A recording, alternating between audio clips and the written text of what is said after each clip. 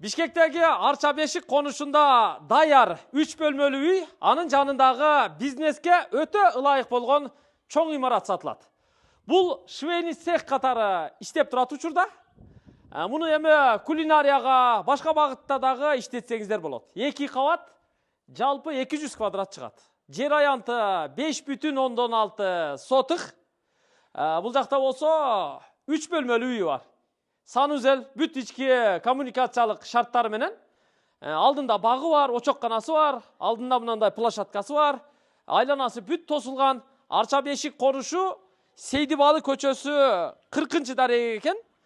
Сиздер бул даректи 2 кистен Google картадан же болбосо Яндекс картадан издеп таап келсеңиздер болот. Бул жагы Чортек проспектисинин эң аяк ченине келип туруп, оң тарапка бурулуп эле ушул Сейдибалы көчөсүнө түшүп туруп, бери келе бересиздер. Ушул жерде мына көрүп турасыздар, Сейдибалы көчөсү 40-чы дарек деп жазылып турат. Үй дагы 2 кабаттуу чоң имарат дагы бардыгы кызыл кирпич менен капитальный курулган. Бул жер эми бизнеске өтө ылайык. Келип эле сразу унааны токтотуп эле көчүп кирип, швейный цехти иштете берсеңиздер болот. Ичиндеги бүт тигүү техникалары менен таштап кетебиз деп атышат. Эми ал жагыны келишип сүйлөшүп алсаңыздар болот. Эми бул жерде коммуникациялык шарттар дагы бардыгы бар. Жүрүңүздөр, мен сиздерге көрсөтүп берейин. Башында эле сиздерге ушу баасын айтып коеюн. Азыр ээлери келишти, биз бул жерде сүйлөштүк, өздөрү эми видеого түшкөн жок, сыртта турушат. Баасыны $260 000 кеми бар деп айтты. Эми чынын айтканда келсек $290 000 деди. Ары сүйлөштүк, бери сүйлөштүк. Базар баасыны караңыз, элдин акыбалын караңыз деп биз дагы кеп кеңешибизди айттык, анан $260 000 деп бааны коюшту. Эми бул баа сиздерге жакса, биз экранга телефон номерларын жазып койдук, ошол номерларга чалып байланышып сүйлөшсөңүздөр болот. Кызыл китеби, документтери, тех паспорттору бүт бардыгы бар экен. Аны эми сурасаңыздар көрсөтөт, келип көрүп, биринчи жактырыңыздар, андан кийин сүйлөшө бересиздер. Алдына бүт брусчатка басылган, бул жагы бак, төр жак очоккана. Азыр эми биринчи кезекте ушу бизнеске ылайык болгон үчүн ушу бизнес имаратты көрсөтөлү, жүрүңүздөр. Бул жер мына 2 кабаттуу имаратка кире бериш, тепкичтери да бүт алдындагы навестери менен жасалган, эшиги коюлган. Мына кирип келдик, бисмилла. Киргенде эле мына көрүп турасыздар, бул кадимки крой даярдоо, же болбосо бычма залы. Стол коюлган туугандар, агартылган дубалы, жарыктары бардыгы коюлган, терезеси пластик, полу кафель. Мынакей, көрүп койсоңуздар болот. Ал эми биринчи кабатта киргенде эле сол жакта дал ушундай чакан кладовкасы бар.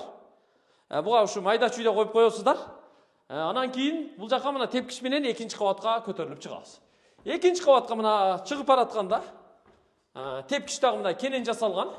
Экинчи кабатка чыкканда мына астындагы азыркы залдын үстү бүт ушу тигүү залы. Бул жерге бир катарына 10 машина, нарагына 10 машина койсо, бул жерге деле ушул залдын өзүнө эле өзү бир 20дан ашуун же 20 чакты машина батырса болот. Дубалдары бүт агартылган, электромонтаждары жасалган, жарыктары тартылган, терезелери пластик. Даже мындай баягы терезеге жалюзилерин дагы мындай кылып тартып коюптур. Көрдүңүздөрбү? LED жалюзиден. Тепкичтен чыкканда оң жакта дагы бир зал бар. Буга деле машинка тизсеңиздер болот. Бир 10-дон 20 машина бул залга деле батат. Мунун дагы дубалы агартылып, бардыгы бирдей жасалган. Бирок бул жанагы дизайнерлердин залы экен. Дизайнерлер ушул жерде мындай чип, макеттерди жасап ошентип иштешет экен да. Бирок эми азыр дизайнерлердин ушундай залда иштегени талап болуп калды го. Каласаңыздар дизайнерлер иштесин, каласаңыздар ушу экинчи кабатты полностью бир 20-20дан 30дан 40ка чейинки машинаны ушу экинчи кабатка тизип эле тигүүчүлөрдү жумушка коюп иштете берсеңиздер болот да. Жүрүңүздөр, эми бул имаратты көрдүңүздөр. Экинчи кабаты 100 квадрат, биринчи кабаты 100 квадрат, жалпы 200 квадрат чыгат. Биринчи кабатында бул жагында мына гаражы да бар. Гаражы негизи без ремонт. Бул жакты да ушу дубалына агартып, бул жака деле ушу же кройду ушул жака көчүрсө болот. Же болбосо тигүү машиналарын коюп, бул жакты деле гараж эмес, тигүү цехи катары иштетсе болот. Мына унаа киргизсе да болот. Дарбазасын коюп койгон, даже кондиционерге чейин койгон бул жака дагы. Үстүндө кондиционери турат. Ал эми бул жагына болсо ошо майда чүйдө койгонго атайын текче жасап коюптур. Асты стяжка болгон. Потолок бийик. Үйгө кирели эми. Үйгө чейин туугандар, жүрүңүздөр. Мына жактагы ушу хозпостройканы көрсөтүп коелу. Алдында 5 түп кокон гилас дарагы бар экен, асты газон. Булар дагы ушу 7-8 жылдык болуп калыптыр. Уже түшүм берип атат экен. Астына газон эгилген. Бул жак болсо мына үйгө жанашып курулган навес. Бул жерге бир тапчан коюп койсо аябай жакшы болот. Бул жагы өзүнчө жасалган мына очокканасы бар. 3 очокту уже орнотуптур. Сыртыны кафелдеп эле коюш зарылчылыгы бар экен. Асты кафел болгон. Мына чай иче турган стол стулду дагы коюптур, үстү навес. Бул жакта эми закрытый зимний кылып койсо деле болот негизи. Мына жакта кранттан суу чыгат экен, кир жайуучу жайлары бардыгы уюштурулуптур. Ал эми бери келе турган болсоңуздар, мына жакта ажатканасы бар экен, жана көмүрканасы бар экен. Мына бурчта навестин ичинде. Бул жагы ажаткана, анан ушу көмүркана отунканасы экен. Эми келиңиздер, үйгө кирели. Мына үй көрүп турасыздар, бышык кирпич менен подрашивка болуп курулган. Чатыры жашыл тыныке менен жабылыптыр.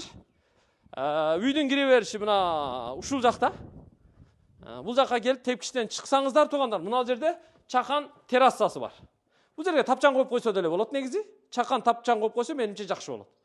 Бул жер мына бут чечме, бурун эшиги коюлган. Андан өтүп эле сразу бу жакка кире беребиз. Көрдүңүздөр? Киргенде эле мына бул коридор. Андан өтүп бул жакка киребиз. Свети каяктан жанат экен? Мына. Бул жагы санузел. Душевой кабина, унитаз, раковина, форточка. Бул жакта оң жакта бурчта аристон. Бул жагында болсо кир жуучу машина. Бардыгы мына коюлган. Ичи кенен да, полу дубалы бүт кафел болгон. Bu jакка кириңиздер. Мына ортодо бир бөлмө бар. Бул болсо мына кухнясы. Ашканага эмерек коюлган. Бул жагында терезеси бар экен, батыш жагы болуп калат. Бул жагына да эмерек коюлуптур. Вытяжка ушул жакта. Көрүп турасыздар, мына газ электропечканы орнотуп коюптур. Полу болсо, бул жактагы бөлмөлөрдүкү мына ортодогу бөлмө бул жыгач экен. Мына жакта бир бөлмөсү бар, бул спальный. Мына кирип көрүп койсоңуздар болот. Мынакей. Көрдүңүздөр? Мына мебелдерди, килем паластарды аны эми бая келишимде сүйлөшүп аласыздар. Андан сырткары, ушундай эле бөлмөдөн бираз чоңураак, бул жакта да бир бөлмөсү бар. Бул дагы спальный, кааласаңыздар зал. Мынакей. Бул кенен бөлмө. Узунтуурасы бир 4-кө 5, 20 квадрат чыгат. Кенен бөлмө, дубалы бүт агартылып боелгон. Терезеси пластик, сыртында темир решеткасы бар. Ал эми потолок болсо мына тегиз жасалган. Бул жакта телевизор коюлган, интернеттер киргизилген. Ушундай шарттары менен. Ушул эми туугандар, бардыгын көрүп алдыңыздар. Эгер үй жаккан болсо, экрандагы телефон номерларга чалыңыздар. Биз эми келиш, тартыш милдетин аткарып атабыз. Центральный канализация туугандар бул жерде. Билесиздер, Арча бешик. Анан эми бул жагы жанагы магистрал менен Чортекованын кесилишинен бул дарекке сиздер ушу Чортекова аркылуу эле түптүз аягына чейин көтөрүлүп келип, оң жакка бурулуу эле ошо Сейдибалы көчөсү 40-дарекке келе бересиздер да. Биз эми ушул жерден жыйынтыктайлы, видеого лайктан басып, комментарийден жазып, үй ала турган жакын тууган урук, дос жолдошторго, тааныш билиштерге бөлүшүп коюңуздар. Ал эми өзүңүздөр үй издеп жүргөн болсоңуздар, өзүңүздөр бизнеске имарат издеп жүргөн болсоңуздар, ушуга бир кызыгып көрүңүздөр. Биз болгонун болгондой, как есть, казанда барды чөмүчкө чыгарып көрсөтүп бердик. Чындыгында мына бул имарат швейный цех курганга, жанагы кулинария жасаганга, дагы эмне? Жана печени шириндиктерди чыгарып цех кылганга аябай сонун имарат экен. Бул жерде эми өндүрүш кылып иштете бересиздер да. Бар болуңуздар, ыраазы болуңуздар. Ассаламу алейкум.